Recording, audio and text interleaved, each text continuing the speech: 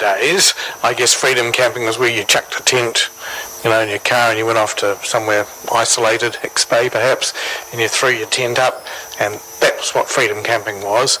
It has changed with the government's legislation, as has been mentioned, for 2011, and we're just stuck with it, so that's fine. But I do want to dispel what I think is unfair criticism that somehow we're not friendly. I think we're extremely friendly. People are welcome here. They can come from all over New Zealand and indeed the world, park in a huge variety of scenic places. I mean, just look at the places you can park. Use nearby public toilets, facilities and rubbish bins if you don't want to use your own self-contained thing. You can bring all your own food. You don't have to spend a cent if you don't want to. So I don't consider that not to be unwelcoming. I think that there are rules and there have to be rules, and I congratulate the staff and you, Mr. Chairman, today on working through something that we can all live with here. But the main thing for me is, and particularly why we can't have a marine parade, places like that, is that we've also got to look after our own residents. And you try going over to the beach any time in it's getting a longer season now, several months of the year. And if you get there and all the park's already taken up by someone who's had the privilege of staying overnight, as a local ratepayer you might get a little bit peeved. So I think it's a very sensible prohibition in those sorts of areas. I think if we cast back to when we were first elected this triennium, there was a big problem. We were getting lots of complaints about freedom camping.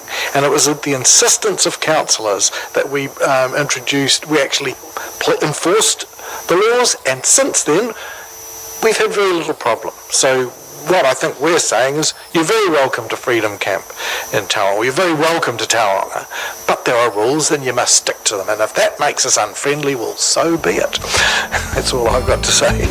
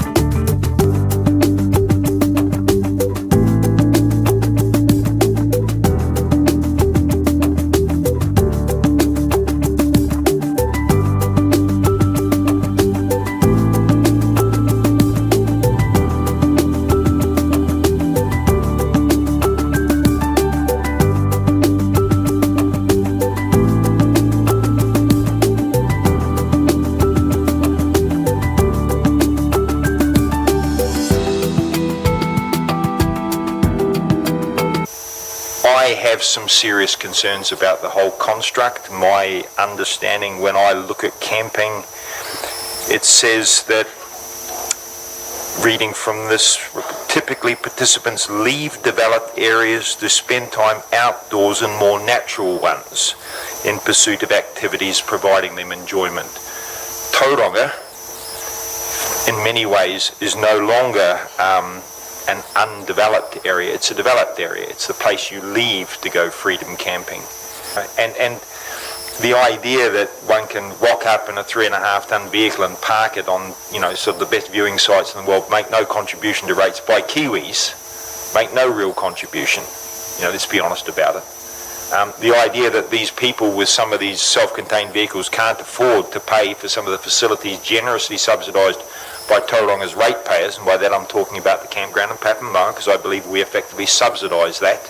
The ratepayers subsidise that. We have camping facilities under the mount.